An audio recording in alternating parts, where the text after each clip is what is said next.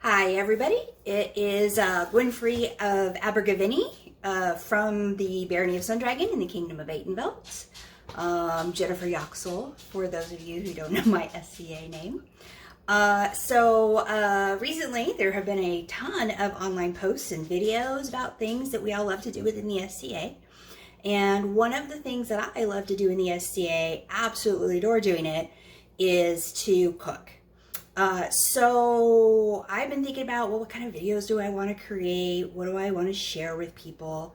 And because I can't really cook for you all right now and feed you, I thought I would share with you some of my favorite recipes that I use when I cook for kitchens out at some of our bigger wars, like Estrella War. I do this one, I think the dog is, I don't know what the dog is doing. Estrella War, Highlands War, I do this quite a bit. When we used to have Southern here in Atenvelt, I did it all the time because it was a fall war, and so it was great to be able to do a nice warm food for that. So what I'm going to be cooking today for you and sharing with you is forest stew. Now, forest stew, strangely enough, actually comes from Rachael Ray.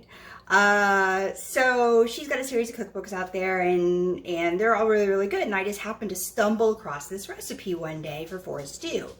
I thought, well, my gosh, how amazing could this possibly be? If I think about things that I want to make that would be period-like, but not necessarily a period recipe, this is something that fits the bill for that. Now, I'm going to share with you as an attachment the actual recipe that she created as part of her cookbook, but I do make some adjustments to it. For things that I like, things that I have that are available. There's a couple of things in here I would have loved to put in this recipe for you today that just honestly right now with the crazy stuff going on in our world are not available to me when I went to the grocery store today. So I made some adjustments, and so you'll see that as we go along. I'll also share with you as an attachment my actual recipe that I use when I cook this for people in my kitchens at war. So all right, so let me go ahead and share with you the things that go into this recipe. So when I'm cooking, whether it's just at home or whether I'm cooking for big wars, I do use the technique of mise en place. I know my peer out in Armège is like, and she's speaking French again. What is this nonsense? But basically, a mise en place just means that I have everything that's going to go into my recipe all set up here for me. So it's all ready to go. I'm all ready to cook. Part of why I did that today for you is because, nobody wanted to probably watch me cut up 2 pounds of beef, right? Cutting vegetables, not super exciting. So we'll talk through what goes into the recipe and kind of how I prepped it as we go along, but kind of setting it up in this manner I found is a really, really easy way to stay organized. And then I don't lose track of what I'm doing while I'm actually preparing the recipe.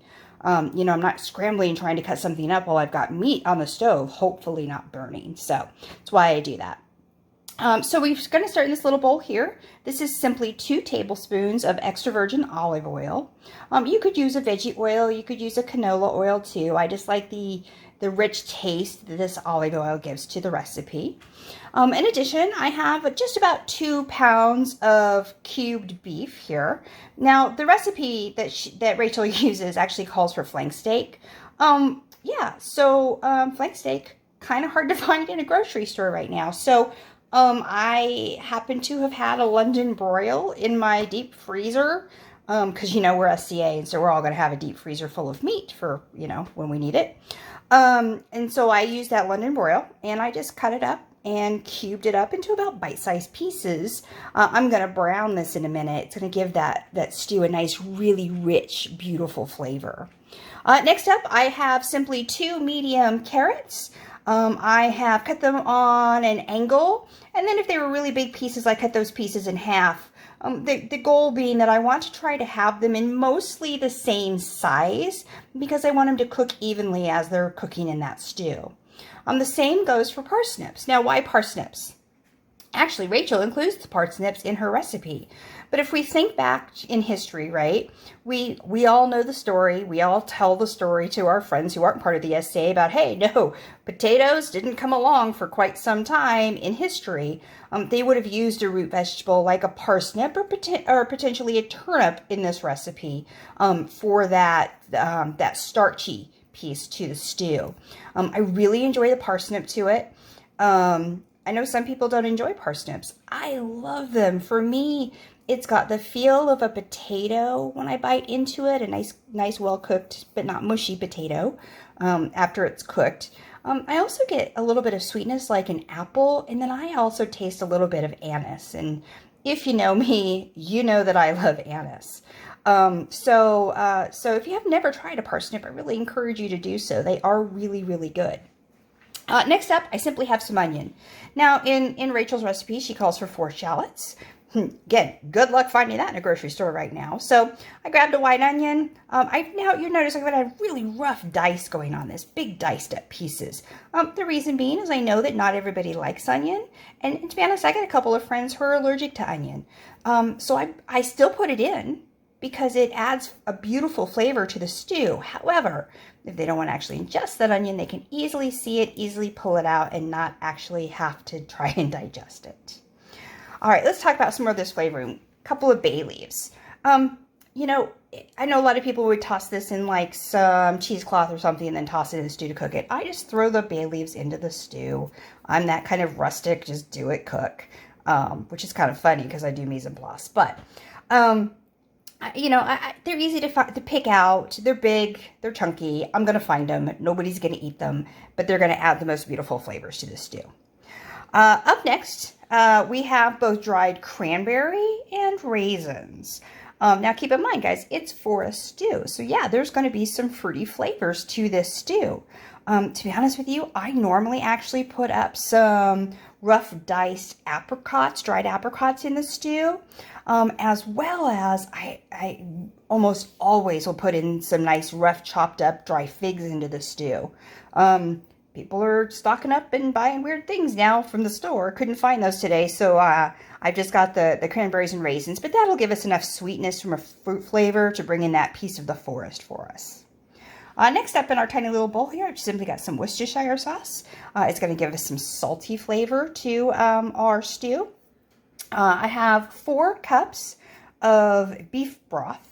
You can easily use dried bouillon cubes would be fine. You know, whatever you can find right now, but I'm using 4 cups of beef broth.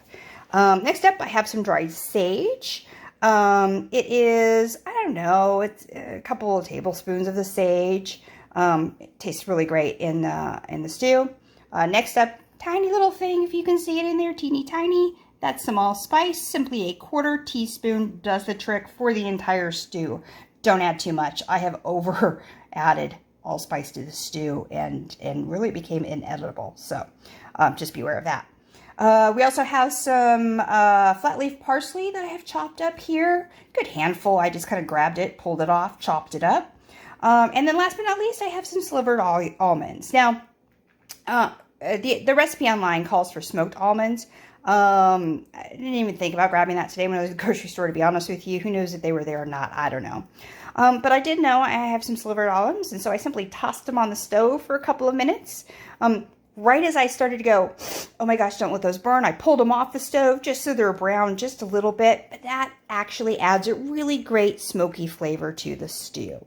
What you don't see out here in my mise en place, no salt and pepper. I will be doing some salt and pepper on here, but it's hanging out over right by my stove where I normally keep it in my little containers, and I'll add that as I kind of cook. So I'm going to go ahead and take a little break here. I'm going to brown up that meat for you, and then we'll be back to talk about how do we assemble and start cooking this stew.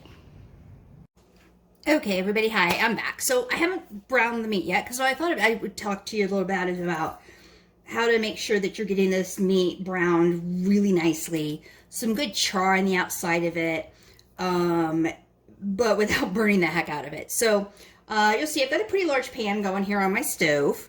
In that pan is those 2 tablespoons of extra virgin olive oil I talked to you about. And I've started to let it heat up, and let me tell you, it is definitely heating up. It is to the point where it is rippling. And that's really the key, is that I want that extra virgin olive oil to ripple before I put the beef into it, because I really want to make sure that it's at a proper heat as I start this process. So it's got some ripple going to it. You can't probably see it great on the video, but it is there. So I'm going to go ahead and start just piece by piece, dropping this beautiful beef. You can hear that sizzle going, right? And adding that beautiful beef into the extra virgin olive oil. You could probably do a couple of them at a time. You want to be careful though, like I added too many right there, and so I dropped them, and of course, you know, it splashed my oil, and I don't want to do that to myself.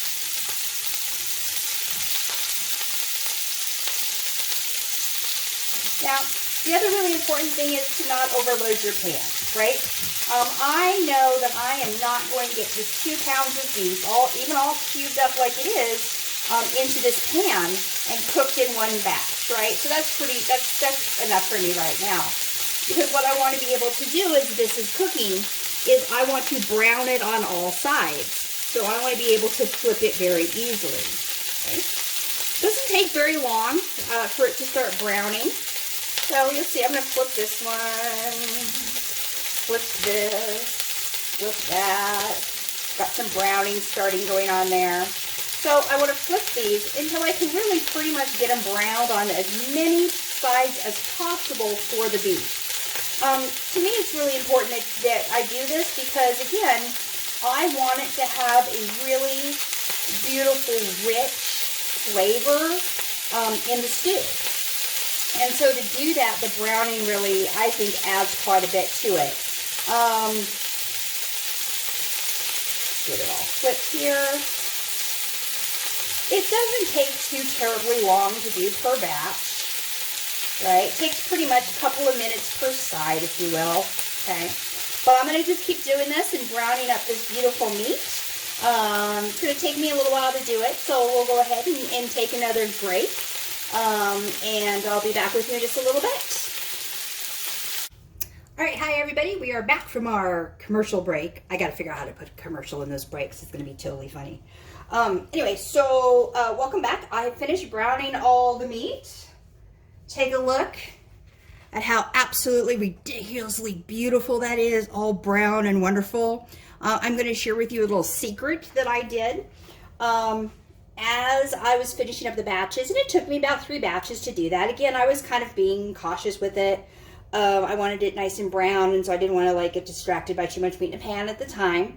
At the end, though, I dumped it all back into that pan and gave it a few more swirls around, and then I took just the barest little couple of splashes of balsamic vinegar. You could do it with a red wine as well, and I deglazed that pan so that when I captured all the meat and the juices and the loveliness, again, it gives it a more rich, earthy flavor. So anyway, that's my little secret on how I get it to do that. I'm going to add this to my stock pot. It's nice and hot here. I forgot to tell you when I was showing you how to brown that meat, I did have that on a very high heat at the time. I have turned the heat down now, though. It's on a medium heat. It's about a 6 on my stove. Give it a couple of swirls in my lovely little soup stock pot here. I'm going to go ahead now, actually, though, add all my vegetables in and my bay leaf to the pot. So, again, I've got my cut up couple of medium carrots that are going to put in here. In addition, I've got the beautiful 4 parsnips, again, 4 small parsnips. You can find a couple of large ones, serves the same difference. Okay. Put my lovely big diced up onion into here.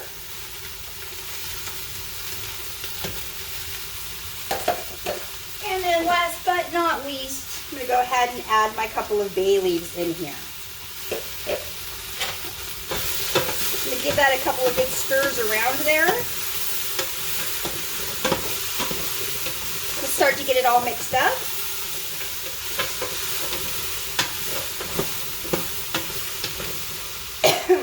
me. I assure you it's allergies. Get that all stirred up. Now, we're going to want to let this cook for about 5 minutes. Because what we want to do before we add any of the liquid to it is, again, I want the vegetables to kind of start to soften up a little bit. But in addition, I want it to, again, pick up some of that sort of char flavor. And the only way to do that is kind of keep it dry in there. So look how beautiful that's looking already. Absolutely gorgeous, right? So as that's cooking, I thought I'd share with you just a little bit about sort of making online videos. So this is kind of new to a lot of people in Aytenveld. And so we're kind of going through a learning curve, if you will, as part of this. And I'll share with you some of the things that over the years I've learned through Gwynny TV. Those of you who don't live in Aytenveld or aren't a friend on my page, I go live quite often from Facebook.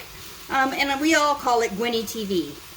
That is, I still call it that to this day because my dear friend Marty Martin from the Barony March of Monston Nitrous called it Gwynny TV once, and it's stuck. And I love and I miss my friend, and I'm so glad that I got that moniker from him. But so for Gwynny TV, right, it's a lot of, hey, check it out, look what I'm doing today. Can I inspire you with something really quick? And I keep them to about 2 to 3 minutes. You know, something short, sweet, boom, done, right? I'm gonna give this a good stir here. Make sure nothing's burning on the bottom. Oh, nothing's burning on the bottom, but it smells so good. I'm not gonna eat the meat. I'm not gonna eat the meat. I'm not gonna eat the meat, but I really want to eat the meat. It smells, oh, so yummy. So, but what I've learned from doing Gwynny TV is not a really big deal. I hold my phone in my hand and I just go for it, right? But if I'm going to teach somebody something, right? The idea being is I want to instruct them a little bit, and then I want to demonstrate for them what I'm doing. And then what I hope you will do is be inspired enough to go and practice that. So I steal all of my years worth of experience as a corporate trainer, because that's what I've done for 20 years. And that's sort of the goal whenever I'm making a, hey, learn how to do this type of video. The idea being it's not about you necessarily being on the video. It's totally fine if you are. That's great. I personally don't want to look at my face. It's bad enough I have to hear my own voice when I do this. So, but for me, I want to make sure you see everything I'm doing with my project, whether that's cooking or embroidery or making some garb or spinning some wool, which I think I might actually do a video on. I'm getting pretty good at it now. So, you know, whatever that thing is, I want you to see what the project is, not necessarily myself.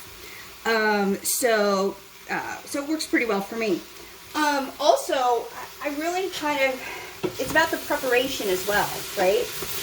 You'll see at the beginning of this video, I had everything cut up and ready to go with my mise en place. Because like I mentioned to you, nobody wants to stand there and watch me for 30 minutes cutting up all of that stuff, okay? And that's about how long it took me to do all that mise en place. You know, but that, again, allows me to get to what's really important, which is the cooking piece of it. So we've got about a minute or so of those vegetables to cook and start to continue to break down and soften before we add any of the stock or anything. So I'll share with you one of the things that is brand new to me is actually using this really cool handy dandy little tripod that I have now for my phone. I went on to the big person that we all order online things from that delivers them to our door. I'm not going to plug them by name, but you all know what I'm talking about. And for $5, I got this really cool little attachment that goes onto this tripod that we've had hanging around the house for years and never used. So ordered that. It came this week. I had to do a little jerry-rigging to get it to work, you know, perfectly, because did I order the right one? Of course I didn't. But it works and allows me to focus on what I'm doing instead of trying to hold my phone and demonstrate for you, in this case, the cooking that I'm doing for you today. So, all right, so there we go. That's about our 5-minute mark. oh my gosh, of letting, it smells so good, letting all those veggies cook in that beautiful meat juice. It's not a lot, just enough, okay? Let me go ahead and give you a quick look on what that looks like, okay? I did salt and pepper that beef a little bit before I did add it back into the stock pot. Just lightly though, because I'm going to re-season it near the end of the cooking process to taste, okay? But, so just a little bit of salt and pepper. I'm going to start with this process, okay? So what we're going to go ahead and add now is we are going to add our dried fruits. And again, today, all I have for dried fruits to add in, unfortunately, are the dried cranberries. Okay. And then the raisins, right? Like I mentioned, usually I'll put chopped up dried fig in here, some chopped up apricots in here are really good as well. Again, that fruit is what makes it for me for a stew. Honestly, I have cut up apples, really big apple chunks, and put in this stew near the end of the cooking process, because otherwise they just kind of become mush, unfortunately. And it again, tastes super amazing. So, you know, that's one of the other things they kind of show you about the cooking process, right? Is I had this really cool recipe that I started out with, but then I thought about, well, what will I like? Is there something I think I can add to it that will enhance it, that I will enjoy? Okay. And so I really encourage you as well to you know, think about, okay, what are the things that I love in a recipe that I think would enhance something, and give it a shot. What's the worst that happens? You go, that didn't work out so well, and you just never do it again. So I'm going to go ahead and add the little bit of Worcestershire sauce in here. I can never say that. And then we're going to go ahead and take our 4 cups of the beef broth, and we're going to pour that in here as well. Oh yeah, beautiful. Hey, I did it without dumping most of it on the stove. That was great. And we're going to give this again another really good stir. Now that 4 cups of beef broth, everybody, just kind of covers everything in here, okay? It's not tons of broth. It's going to cook down a little bit, which is absolutely fine, right? Now you're going to still have some beautiful broth to be able to eat with the stew. That's great. But I'm not making a soup. I'm making a stew.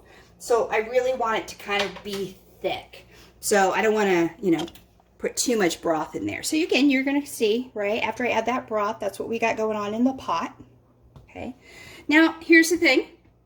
I'm going to, now that we've mixed this together, add just a couple of more things, and then we need to reduce the heat just a little bit more, and we're going to cook it for about 20 minutes until all those dried fruits are plump, and they get so beautifully plump and taste so amazing, and until those vegetables are really tender. Okay, so I'm going to go ahead, we're going to add our sage in here. Again, I would have preferred to have been able to do fresh sage, but unfortunately, again, the store being what it is these days, I got what I could get. They didn't have any, so I'm just using some dried sage, which is fine. I always have that at home. And then here's our little bit, our 1/4 teaspoon of the allspice. Now, I'm just going to tell you, oh yeah, once you add that allspice in there, it's not a lot. But man, once you add that in there, the smell that comes off of the steam from the pot is just absolutely beautiful. Makes me want to dive in there right now, but I'm not going to. I want everything to cook up really nice. So I'm gonna again reduce the heat on this just a little bit. It's gonna go ahead and get back up to a simmer in a couple of minutes. I'm gonna cook it for about 20 minutes again until the dried fruits are plump and the veggies are tender. And then we're gonna talk. I'll come back and we'll talk about the final seasoning of it, and then I will show you how I present it. Talk to you soon. All right, everybody, it's been about 20 minutes, so I'm back. Everything has been simmering and really well here. I know it's smelling really good because both the puppies have shown up and are looking at me like, you know, Mom, we really love you, and if we could just have just a little bit of that, that would be great. But I don't think so because they sleep in my room, and no. So I'm going to do a quick little taste here. It's pretty good. Can use a little more salt and pepper though. So I'm just gonna sort of by taste and what I know I like. I'm gonna do a couple quick pinches of salt. Not a lot, just a little bit. Some pepper.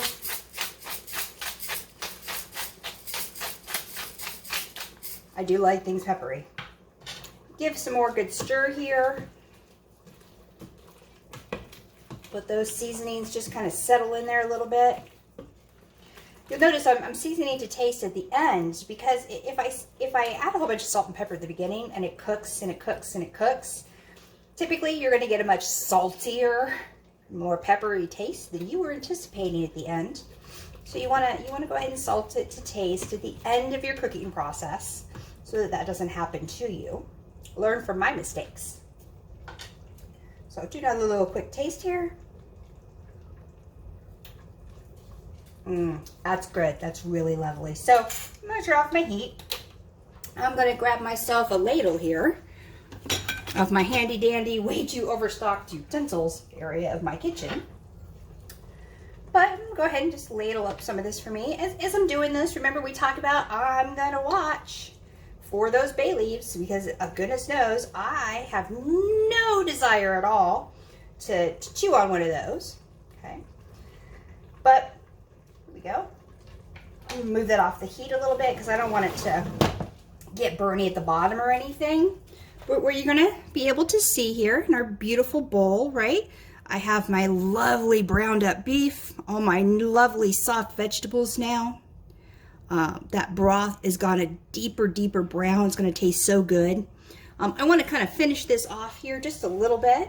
You remember that I actually had browned up some almond slivers, and I had those as part of my mise en place. So grab a little fingerful full of those and drizzle them across the top. It's going to give it the most amazing texture difference, because remember, my vegetables are now all soft. So those almonds are going to give me a little crunch in my stew. I'm going to also take a little bit of that flat leaf parsley, sprinkle that across the top. You can now kind of see here that I have my beautiful stew. Take a little bite of it, see how it tastes. Hopefully it tastes really good and I don't make a weird face for you guys. I'll tell you, this bowl got really hot. Probably not the most smart thing to do to put it in this particular bowl, but it was pretty and I wanted you guys to see it all. Take some beautiful parsley and almond and a piece of that gorgeous brown meat.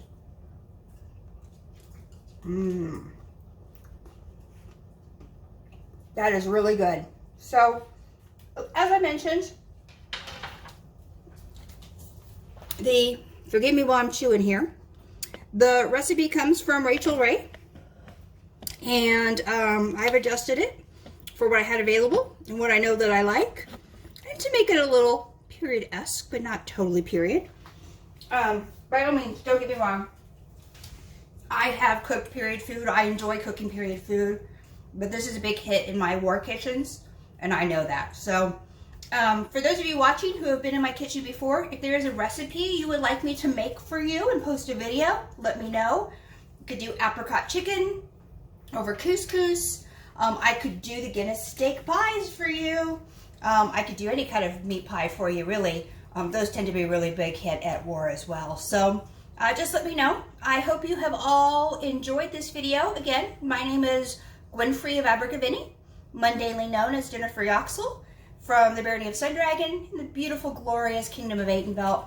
I hope you all had a really good time. I'm going to go eat my stew because it smells so amazing. I hope you all have a great day. I hope you all are safe. Love you. Bye-bye. Mwah.